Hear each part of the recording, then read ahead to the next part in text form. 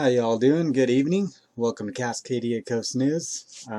Let's take a look at Canada real quick.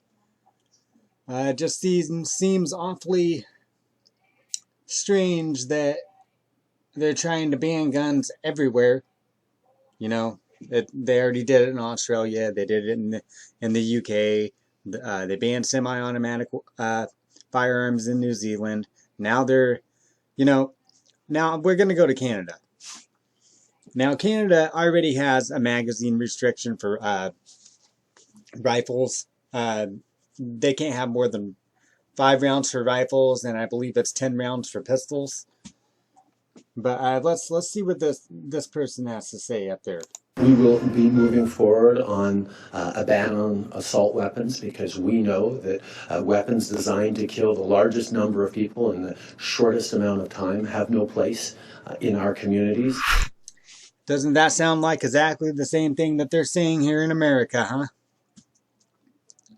Same thing. So gun control is moving to the top of the agenda when Parliament resumes tomorrow. The government has promised to ban assault rifles, crack down on gun violence, something that's been on the rise in some of Canada's biggest cities. But would a gun ban in cities like Toronto and Winnipeg really help curb violence? Is it really getting to the nub of the problem? And in a minority parliament, can the Liberals get enough support from opposition benches to make it happen? Let's bring MPs to find out. Joel Lightbound is the Public Safety Parliamentary Secretary. Michelle Rempel-Garner is Gosh, he looks like a snake, don't he? And Peter Julian is the NDP House Leader and an MP in British Columbia. Thanks for joining us all, Mr. Lightbound. I got to start with you. The Prime Minister said there's going to be a priority in the next couple of weeks. He said there's going to be Gosh, he looks like such a dang snake. What's an assault rifle? What exactly are you going to ban? Well, the Minister Blair has been clear, and it was a campaign commitment that we want to ban military-style assault rifles so that have large capacity magazines. So essentially, weapons that were designed for military uses. But give me an example of that. Now listen, this dude wants to ban large capacity magazines in Canada when they are already banned. What he's actually saying is he just wants to ban the AR-15 rifle. So just listen very closely. A lot of sporting rifles, like, it doesn't mean, is that semi-automatic? One that's been cited a lot, but I'm not going to go into details on the list. We're working with the RCMP on that, but the AR-15 is a good example of one assault rifle that was designed for its efficiency to kill people, and I think we campaigned on it. We've heard loud and clear from Canadians. I'm just trying to get, just before I get the response, you know, automatic weapons are already prohibited, right? Then there's restricted weapon categories. Right. What other weapons exactly will be prohibited? So these semi-automatic that are designed for their efficiency in military situations. So you can tell that dude's absolutely freaking clueless on what he's talking about. On the list, but those are weapons that were designed for use in the military that have no place in Canadian society. That's something we've heard loud and clear from Canadians. What do you make of that? I mean, Bill Blair has said he doesn't want to demonize legal gun owners, and he doesn't want to demonize sport shooters. Doesn't want to demonize legal gun owners. Doesn't want to demonize sporting shooters. Huh. That's sounds like the same exact thing they're saying here in America, doesn't it? I'm going to stop pausing the video now. I don't want to annoy anybody. Can they cut the line there? Well, first of all, we have to stop firearms violence in Canada. It's very important. The issue with this approach is that it doesn't address the problem, which is the vast majority, I believe it's well over 90% of firearms that are used in violent crime are either illegally obtained or they're primarily smuggled in from the United States. So the government is proposing confiscating just so many different firearms from people that are frankly already banned in Canada. It's not the same laws as the U.S. I think that in order to receive my restricted license, to be honest with you, I think the vetting was actually more strict than getting my cabinet clearance. Peter Julian, this has been something that's divided the NDP. A lot of kind your of strange that he MPs, cut the they girl don't off. want any kind of restrictions on guns. What will the NDP do? Will they support Liberals on gun control? Well, we have to see the legislation, of course, Evan. I mean, what the NDP does is we look through the legislation as it's presented. We have those discussions, and then we move forward from there. But I do think there is no doubt, if you ask Canadians across the country, particularly in places like Toronto, they are increasingly concerned about gun violence. And the reality is, what we've They look seen like a friendly both under group. conservative governments, but also under liberal governments, is a failure to make the kinds of investments so that the existing laws can be enforced. And we do have illegal weapons coming across the United States. We have an illegal market here in Canada where illegal guns are purchased and then sold on the illegal market. Police do not have the resources that they really need in order to enforce those laws. And I think all Canadians would share the goal of making sure that our communities are safe and that we start to reduce the levels of that's gun just violence. a freaking modern saying around the world. Okay, but I want Keep to our communities let me safe. get Mr. Light. Can you just respond? Well, Michelle Rumpel's raised this point that it's a solution for the wrong problem. The problem is illegal guns coming in, not legal gun owners. How will this proposed legislation or gun control bans address that concern? I think we have to look at this from a holistic perspective. When Mme. Rempel says that we're demonizing law-abiding gun owners, that is so completely far from the truth. I don't think you need a military-style assault rifle to go hunting. That's what we're targeting: military-style assault rifles.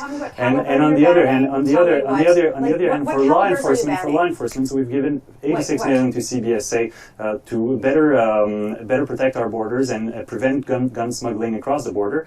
Meanwhile, the Conservatives cut 900 million in the RCMP and CBSA. We've invested 250 million. I just want an answer. So I think we need a multifaceted approach. I get that, but just before, can I get an answer to that question? If gun violence in cities is caused by illegal guns, as many contend, although there's a debate on that, how will this ban stop the influx of illegal things, like illegal handguns, to stop the gun crimes?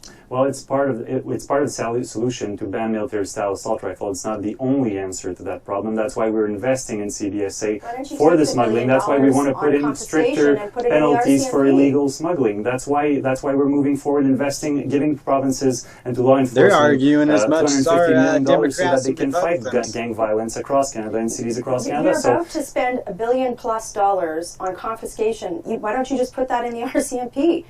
Look, as a law-abiding firearms owner myself, if I was the problem and my community was the problem, we would be the first ones to say more regulation, because we're not the United States.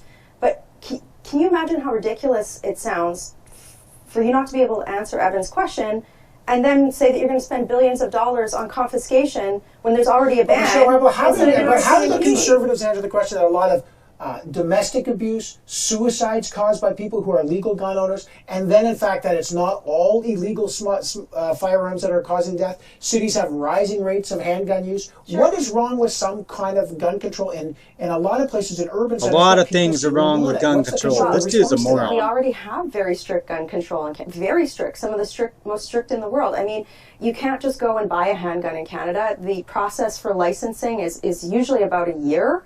You are subject to daily vetting. You have to store your firearms in very strict conditions. So you just want status quo? Well, here's the thing. Like you talked about suicide, same thing. Very, very huge problem.